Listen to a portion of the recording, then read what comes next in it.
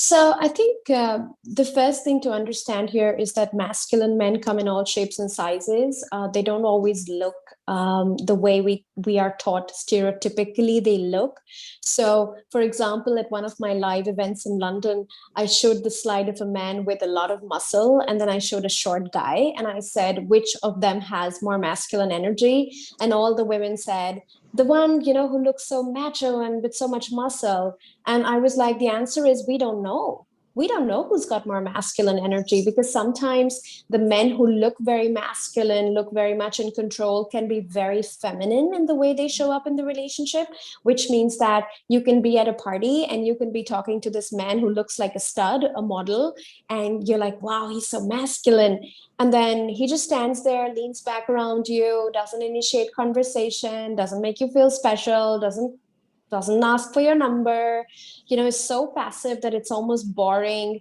So that's when he's being in his feminine. He may look masculine, but he is embodying his feminine energy around women. So I think it's important to understand that sometimes even really shy men can have a lot of masculine energy. My husband, for example, is an introvert, and I'm an extrovert. For the most part, I can really talk and have great conversations and feel really comfortable in social settings, but he's very quiet. He likes to be in the background. And at the same time, when it came to me, he was such a pursuer, and he was so leading the connection and really pursuing me. And we even had this conversation where I said, when he asked me to be his girlfriend, 2 months down the line, he said, I really like you. Would you like to be my girlfriend? I said, that's for teenagers. I did that in college.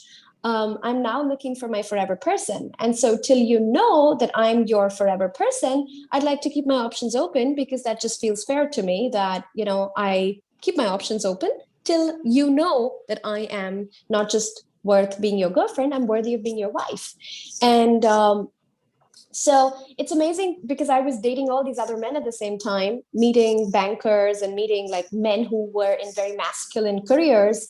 But my husband completely outdid those men when it came to pursuit and masculine energy. So I think that's one thing all women should notice, because I think women sometimes tell me that, oh, what if it's a shy guy? Or what if it's a man who's a little introverted? Like, then should I lead more and text more and chase more? And I'm like, no, because those are personality types. Shy and introvert has nothing to do with masculine energy. You can still have a lot of masculine energy even if you are shy and introverted, right? So how can we inspire men to be more in their masculine? By being more in our feminine, by creating the space, by leaning back in our romantic connections, because it is when we energetically lean back, which simply means doing nothing, just being yourself, being authentic, being happy, shining your light in the world as a woman, dressing well, looking good, being busy with your own hobbies, not pursuing the connection with men actively. And when you do that, when all your energy is focused on you, all the arrows of energies are focused on you, not on men, not going out towards men, that's when you organically create that space in which a man can step up and move towards you, right? So the number one way, not just for single women, a lot of the times when we work with our married clients and when we work with our women who are already in relationships, the number one thing we make them do is to lean back and to create space inside their relationship. Because when they create that space, then organically their man can rise up. So if you were to think of it as a metaphor, when a woman is in her masculine, both of you are sitting in a boat and you're the one who's got both the oars and you're rowing the boat. That's you in your masculine, right? He's simply not got a choice here to row the boat. So many of us hold on to masculine energy and we keep giving and doing, and then we get resentful and angry as to why our man is not stepping up in his masculine and being a man in the relationship. Yeah. And so if you were to put your oars down, you were to stop rowing the boat, that's leaning back. And then you just chill on your red velvet pillow and you look at the sky and you listen to the birds.